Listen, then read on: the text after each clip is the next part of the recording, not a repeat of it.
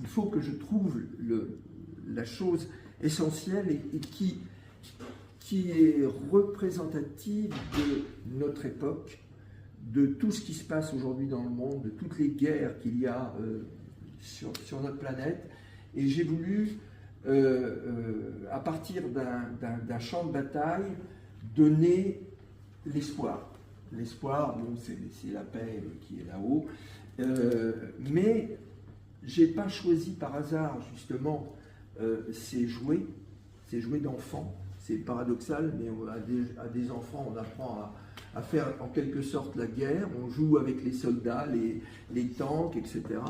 Mais c'est aussi comment vous dire, c'est une corrélation avec nos dirigeants qui jouent également à la guerre et qui envoient nos enfants sur le front. En fait, c'est ça le principe. Et alors, donc j'ai cette guerre qui est là, avec le rouge sang, le sang versé, les corps à terre, ceux qui font la guerre, une envolée d'hélicoptères, d'avions, et qui se transforme en envolée de corbeaux noirs, bon, sombres.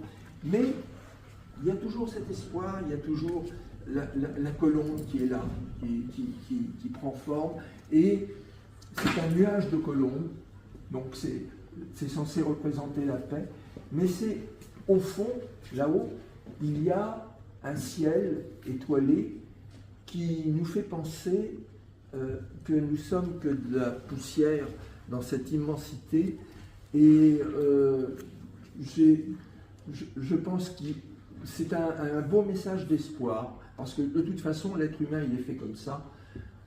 Malgré tout, il y a toujours l'espoir qui donne un élan pour les jours, les années à venir, etc.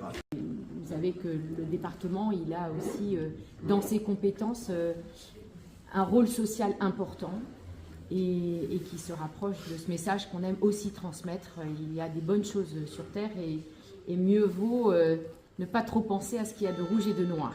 Donc merci à vous pour ce tableau.